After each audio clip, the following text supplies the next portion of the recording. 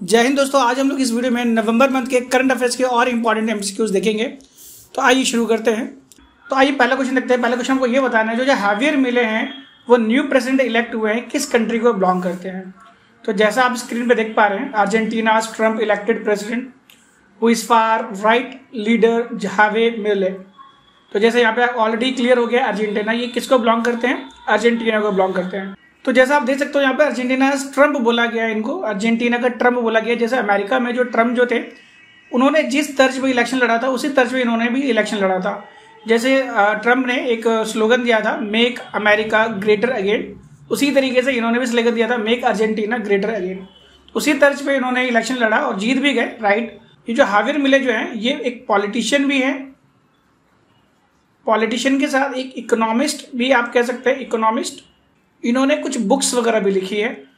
तो इनके द्वारा कुछ बुक्स भी लिखा गया, जैसे हम बात करते हैं end of inflation, eliminate the central bank and the inflation tax scam, the return to being a serious country. तो ये कुछ बुक जो है 2023 में रिलीज की गई है इनके द्वारा, हावियर मिले के द्वारा। तो ये इकोनॉमिस्ट पे हैं, पॉलिटिशियन हैं। हम लोग अगर बात करें इस इलेक्शन के अंदर, तो इन्होंने जो इनके अगेंस्ट जो खड़े थे, जिनका नाम था, वो मिनिस्टर थे, इकोनॉमी मिनिस्टर, जिनका नाम था सर्जियो मासा, उनको इन्होंने डिफीट किया बाय 56% ऑफ वोट। ठीक है, ये ध्यान देना।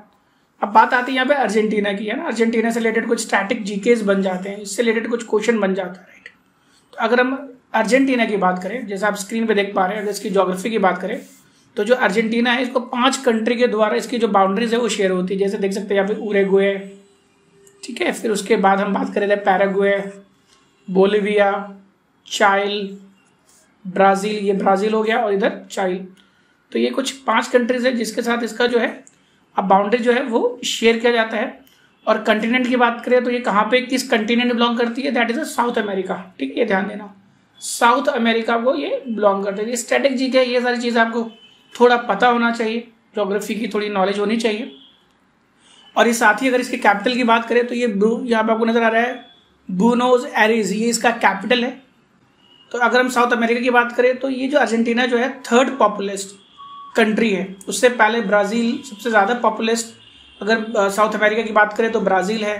फिर ब्राज़ील के बाद जो है दैट इज़ कंबोडिया है, ठीक है, एंड देन अर्जेंटीना आता है। ठीक है, तीसरे नंबर पे आता है।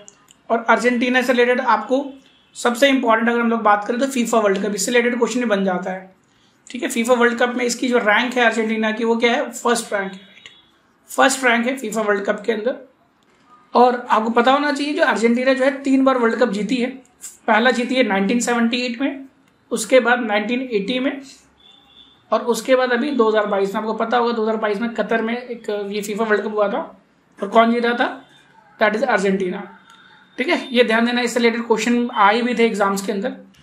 आइए नेक्स्ट क्वेश्चन देखते हैं। नेक्स्ट क्वेश्चन आपको ये बताना है, अभी रिसेंटली जो एक आरबीआई के गवर्नर है, उनकी देहांत हुई है, वो 18वें गवर्नर थे। उनका नाम क्या है, इसका जो करेक्ट आंसर जाएगा that is option 1, that is S Venkat Ramanan. जैसा आप स्क्रीन पे देख भी पा रहे हैं, ये 18वें गवर्नर थे, ठीक है, और इनका ही देहांत हुआ है अभी रिसेंटली, है ना। और क्योंकि 18वें गवर्नर थे और इनका काफ़ी बड़ा सिग्निफिकेंट रोल भी रहा था जब इंडिया जो है फाइनेंशियल क्राइसिस में चल रही थी in the year of the 1991। आपको पता भी है उस वक्त इंडिया जो काफ़ी फाइनेंशियल क्राइसिस में चल रही थी, उस वक्त इनका काफ़ी बड़ा रोल रहा था। जो बैलेंस ऑफ पेमेंट है उसको किस तरीके से उन्होंने रेस्क्यू किया था, ठीक है ना। बात आती है बैलेंस ऑफ पेमेंट क्या होता है, ये आपको है ना, ये चीज़ आपको थोड़ा ध्यान देना चाहिए। जो बैलेंस ऑफ पेमेंट होता है, रिकॉर्ड होता है, basically record with transaction of India with respect to other countries. बहुत सारे टाइप्स होते हैं, पार्ट होते हैं, जैसे current account and capital account होता है, आपको ये पता होना चाहिए।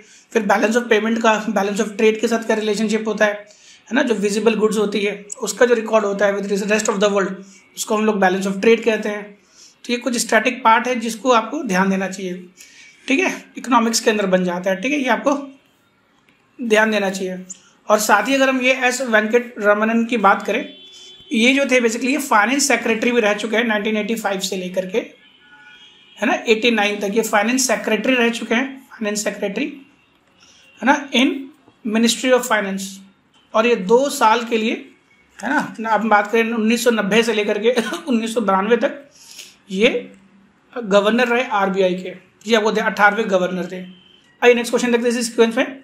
इसमें से किस कंट्री में लुक फ्रेडन को 23rd प्राइम मिनिस्टर जो है इलेक्ट किया है। तो इसका जो करेक्ट आंसर जाएगा, जैसे आप स्क्रीन पे देख पा रहे हैं, दैट इज लग्जमबर्ग।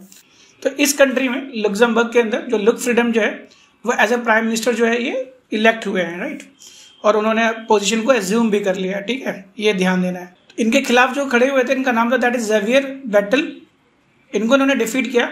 ये जो है 10 साल से, यानी हम बात करें 2013 से लेकर 2023 तक वहाँ के पीएम रह चुके थे, तो उनको इन्होंने हटा करके ये खुद इलेक्ट हुए हैं। तो ये ध्यान देना है आपको, इनका नाम ध्यान दो आप, दैट इज लुक फ्रीडम, ठीक है। और हम लोग बात करें यहाँ पे लग्जमबर्ग की, इसकी सिटी क्या है, सिटी का भी नाम भी लग्जमबर्ग ही है, और जो करेंसी है दैट इज यूरो, ठीक है, ये आपको ध्यान देना है। तो आइए नेक्स्ट क्वेश्चन में आपको ये बताना है कि एक राइटर है दैट इज पेरुमल मुरुगन, उनको रिसेंटली जो है जेसीबी प्राइज 2023 जो है उससे सम्मानित किया गया है। तो उसको किस बुक के लिए किया गया? ओरिजिनली वो जो बुक था उसका नाम था आलंदा पची, और उसको ट्रांसलेट किया गया इंग्लिश में। उस बुक का नाम क्या है? तो उस बुक का नाम है that is option 3, that is the Firebird. जैसे आप स्क्रीन में भी देख पा रहे हैं, है ना, पेरुमल मुरुगन। ये पेरुमल मुरुगन जो है ये तमिल राइटर है ना, तमिल लेखक है। उनको द बुक फायरबर्ड के लिए जो है जेसीबी प्राइज मिला है 25 लाख रुपए का, 25 लाख रुपए का, ठीक है। तो जिस पर्सन ने इस बुक को ट्रांसलेट किया उसका नाम है जनानी कन्नान। तो जनानी कन्नान को भी 10 लाख रुपीज का, है ना, अवार्ड मिला है। तो ये पेरुमल मुरुगन को 25 लाख रुपए, और जनानी कन्नान जो है ये इसके ट्रांसलेटर हैं, इसको भी 10 लाख का प्राइज मिला हुआ है, राइट। और अगर हम बात करें 2022 में ये अवार्ड किसको मिला था?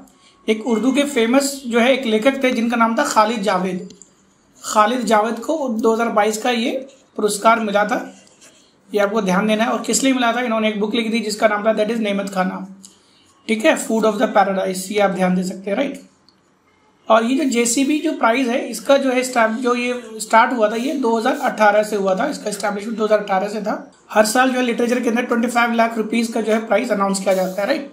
आइए नेक्स्ट क्वेश्चन देखते हैं। नेक्स्ट क्वेश्चन को ये बताना है रिसेंटली जो है किस पर्सनालिटी को ब्रांड एम्बेसडर बनाया गया वेस्ट बंगाल में? तो इसका जो करेक्ट आंसर जाएगा दैट इज सौरभ गांगुली, ठीक है। ममता बनर्जी जो है वेस्ट बंगाल की चीफ मिनिस्टर, उन्होंने सौरभ गांगुली को ब्रांड एम्बेसडर बनाया बंगाल का। तो ये ध्यान देना है आपको, राइट। आपको पता होना चाहिए जो सौरभ गांगुली जो है ये कौन थे? सौरभ गांगुली एक इंडियन क्रिकेटर थे, ठीक है। तो सौरभ गांगुली की बात करें, सौरभ गांगुली के को दादा भी कहा जाता है, दादा, और प्रिंस ऑफ कोलकाता भी कहा जाता है, ठीक है, प्रिंस ऑफ कोलकाता। और अगर हम क्रिकेट की बात करें तो 1992 से 2008 तक इन्होंने एक क्रिकेट खेला करते थे, फिर बाद में वो रिटायर हो गए, ये आपको पता होना चाहिए। 1998 के अंदर इनको एक अवार्ड मिला था जिसके बारे में आपको पता होगा, that is the arjuna award. Cricket के अंदर जो परफॉर्मेंस थी, अर्जुना अवार्ड से इनको सम्मानित किया गया था, राइट। इन 1998 में ये मिला था इनको, राइट, ये ध्यान देना है। और 2004 की बात करें, 2004 में इनको पद्मश्री से भी सम्मानित किया गया था, ठीक है। तो ये जो अवार्ड्स हैं ये भी आपको ध्यान देना चाहिए। आइए नेक्स्ट क्वेश्चन देखते हैं। नेक्स्ट क्वेश्चन कोई बताना, जो इंडियन वुमेन्स हॉकी टीम है उन्होंने रिसेंटली जो है वुमेन्स एशियन चैंपियन जो ट्रॉफी है वो जीता था झारखंड रांची के अंदर। तो किस कंट्री को डिफीट किया था? तो इसका करेक्ट आंसर जाएगा that option A, that is Japan, ठीक है। जैसा आप स्क्रीन में भी देख पा रहे हैं, जो इंडियन वुमेन्स हॉकी टीम है उनको गोल्ड मेडल मिला था एशियन चैंपियंस ट्रॉफी के अंदर, और उन्होंने 4-1 से जो है जापान को डिफीट किया था। तो ये जो है सेकेंड टाइम जो है वुमेन्स हॉकी टीम ने जो है एशिया चैंपियनशिप ट्रॉफी में गोल्ड हासिल किया है। अब क्वेश्चन पूछा जाए स्टैटिक जीके के अंदर कि इस टूर्नामेंट को ऑर्गेनाइज किसने किया था? That is hockey India. Hockey India जो है ये इसका हेडक्वार्टर कहाँ पर है? इसका हेडक्वार्टर दिल्ली में है, न्यू दिल्ली, ठीक है, न्यू दिल्ली में इसका हेडक्वार्टर है। और अगर पूछे कि भाई हॉकी इंडिया के प्रेसिडेंट का नाम क्या है, तो प्रेसिडेंट का नाम है that is the Dilip Tirkey, ठीक है। तो ये ध्यान देना, ये कुछ इंपॉर्टेंट इन्फॉर्मेशन है जो आप ध्यान देना चाहिए, राइट। आइए नेक्स्ट क्वेश्चन देखते हैं। नेक्स्ट क्वेश्चन में वही बताना है, सेंट्रल इन्फॉर्मेशन कमीशन सीआईसी के अंदर चीफ इन्फॉर्मेशन कमिश्नर जो है किसको बनाया गया, राइट। तो सबसे पहले हमें ये जानना चाहिए जो चीफ इन्फॉर्मेशन कमिश्नर है, ये जो पोस्ट है सीआईसी की, ये कब स्टार्ट हुई, इसका एस्टैब्लिशमेंट कब हुआ, राइट। तो पहले हम ये जाने, फिर किसको बनाया गया, फिर उसके बारे में बात करेंगे। आइए तो सबसे पहले ये समझे कि सीआईसी जो है इसका जो पोस्ट है ये कब स्टैब्लिश हुआ। ये 2005 में हुआ। 2005 में कब हुआ? एज पर राइट टू इन्फॉर्मेशन एक्ट, जो आरटीआई एक्ट जो आया था 2005 के अंदर, ठीक है, उसके द्वारा जो है इसको बनाया गया। और बताते चले कि ये जो है कॉन्स्टिट्यूशनल बॉडी नहीं है, ठीक है, बट हाँ ये एक्ट के द्वारा बनाया गया है। अगर इसके मेंबर की बात करें तो ये मल्टी मेंबर बॉडी है। इसमें एक जो है चीफ इंफॉर्मेशन कमिश्नर होगा और साथ ही अदर इंफॉर्मेशन कमिश्नर्स होंगे, और इनकी संख्या जो है 10 से ज़्यादा नहीं होनी चाहिए, ठीक है, नॉट मोर देन 10। अगर हम टर्म की बात करें, जो टर्म जो है सेंट्रल गवर्नमेंट के द्वारा जो है वो प्रिस्क्राइब क्या होता है, और 65 ईयर से कम, मतलब जो भी पहले अचीव हो जाए, राइट। तो ये आपको ध्यान देना। और अपॉइंटमेंट की बात करेंगे तो अपॉइंटमेंट किसके द्वारा होता है, अपॉइंटमेंट प्रेसिडेंट के द्वारा होता है, ठीक है, but on the recommendation of the committee. उस कमिटी के ना हम कैसे चेयरपर्सन कौन होंगे, that is prime minister plus leader of opposition plus एक यूनियन मिनिस्टर होगा, कैबिनेट मिनिस्टर होगा, जो किसके द्वारा नॉमिनेटेड होगा, that is the prime minister, ठीक है। तो यूनियन कैबिनेट मिनिस्टर आप कह सकते हो। तो ये अपॉइंटमेंट का एक तरीका है, ये ध्यान देना है। बट बात आती है कि रिसेंटली किसको बनाया गया है, तो अभी जो रिसेंटली जो बना है दैट इज हीरालाल सामरिया, जैसा आप स्क्रीन पे देख पा रहे हैं। तो मैं यहाँ पे लिख दूँ जो हीरालाल सामरिया जो है, तो इसका करेक्ट आंसर जाएगा दैट इज हीरालाल सामरिया, जैसा आप स्क्रीन पे भी देख पा रहे हैं ना। Hiralal Samariya sworn as a chief information commissioner recently बनाया। जैसा आपको पता है कि इससे पहले जो वाईके सिन्हा था उनका टर्म एंड हो गया था 3 अक्टूबर को। अब जो है जो सीट वैकेंट थी उसको फिल किया गया हीरालाल सामरिया के द्वारा, ये ध्यान देना है आपको। आइए नेक्स्ट क्वेश्चन देखते हैं, इसमें से किस कंट्री ने इंडिया के साथ memorandum of understanding MOU sign किया है ऑन मेडिकल प्रोडक्ट रेगुलेशन, ताकि उसकी क्वालिटी को इनहेंस किया जाए, राइट। तो आप देख सकते हो यहाँ पर जैसे स्क्रीन के अंदर रिसेंटली नेदरलैंड ने है ना इंडिया के साथ MOU साइन किया है, एग्रीमेंट साइन किया है, ताकि जो प्रोडक्ट की जो क्वालिटी है उसको इनहेंस किया जा सके, राइट। जो आप कह सकते हो मेडिकल जो प्रोडक्ट है उसके अंदर रेगुलेशंस ला, है ना, अगर मेडिकल प्रोडक्ट की बात करें तो उसके अंदर रेगुलेशन लाया जा सके और उसकी जो क्वालिटी है बेहतर किया जा सके। तो इंडिया ने किसके साथ किया है sign, that is the Netherland. तो ये इन्फॉर्मेशन आपको ध्यान देना है। आइए नेक्स्ट क्वेश्चन देखते हैं। नेक्स्ट क्वेश्चन आपको देखना है यहाँ पर, रिसेंटली जो है यूपीआई का फुल फॉर्म क्या है, unified payment interface safety ambassador किसका, National Payment Corporation of India NPCI का यूपीआई सेफ्टी एम्बेसडर जो है किसको अपॉइंट किया गया है। तो भी आपने देखा भी होगा, एड्स वगैरह भी आता है इससे रिलेटेड, राइट। ये जो पंकज त्रिपाठी हैं, ठीक है, ये बॉलीवुड एक्टर हैं, तो इनको ही जो है आप कह सकते हो कि यूपीआई सेफ्टी एम्बेसडर जो है अपॉइंट किया गया है किसके द्वारा, एनपीसीआई के द्वारा, ठीक है।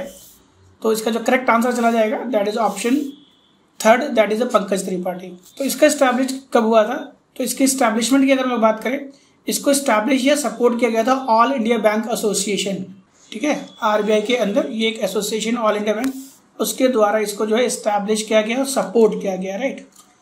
और इसके लिए एक प्रोविजन बनाया गया था जिसको हम लोग कहते हैं settlement and payment system, under the provision of, इसका जो एस्टैब्लिशमेंट जो हुआ था अंडर द प्रोविजन ऑफ, मैं लिख दे सकता हूँ यहाँ पे, under the provision of settlement and payment system act 2007, ठीक है। इस एक्ट के द्वारा जो है इसको एस्टैब्लिश किया गया है और ये एनसीपीआई जो है उसको क्रिएट किया गया है, ठीक है, इस एक्ट के द्वारा, ठीक है। तो डियर स्टूडेंट्स, वीडियो लंबी ना हो जाए तो हमें भी यहीं पे स्टॉप करना पड़ेगा। हम नेक्स्ट वीडियो में और भी इंपॉर्टेंट MCQs लेकर के आएंगे। तो dear students, see in the next video, till then bye bye.